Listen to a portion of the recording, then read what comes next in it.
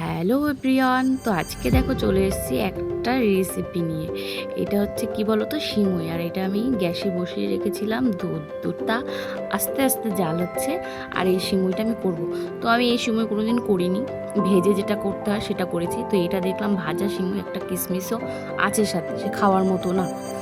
তো যাই হোক, আমি একটা পুরো দিইনি, 500 দুধে আমি ওই প্যাকেটের হাফ দিয়েছিলাম।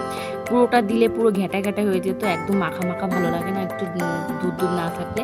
তো টেস্টি হওয়ার জন্য দিয়ে দিলাম তোমার, মানে ঘ্রাণটা হওয়ার জন্য দিয়ে দিলাম এলাচ, আর দিয়ে দিলাম কাজু কিশমিশ, দুইয়ের মধ্যে দিয়ে দিলাম।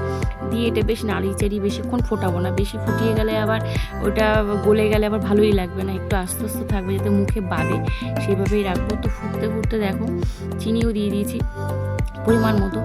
তো হয়ে গেছে দেখো, এবারে আমি ঢেকে রেখে দেবো। ঠিক আছে, এটা নাড়াচাড়া করবো না, দেখলাম যে একটু শক্ত শক্ত আছে, তো এই অবস্থায় ঢেকে রেখে দিলেই পুরোটা কমপ্লিট হয়ে যাবে। দেখো পুরোটা দিলে পুরো হয়ে যেত। যাই হোক, তো হয়ে গেছে আমার সিমুই রান্না করা। তো হঠাৎ করে মন চাইলো যে একটু সিমুই খাই, তো তার জন্যই আজকে সিমুইটা করা হলো। এই দেখো একদমই সিম্পল, বেশিক্ষণ টাইমও লাগে না। এই যে ঢেকে রাখলাম, জাস্ট এই যে হয়ে গেছে।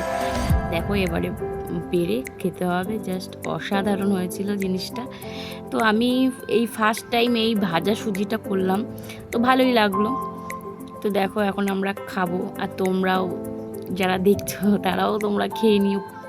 টুকসে যে নানুকে বলছি কেমন হয়েছে, বলছে পা হেভি হয়েছে, হেভি হয়েছে। মানে ও বলছে না, ও রিয়াকশানটা দিচ্ছে।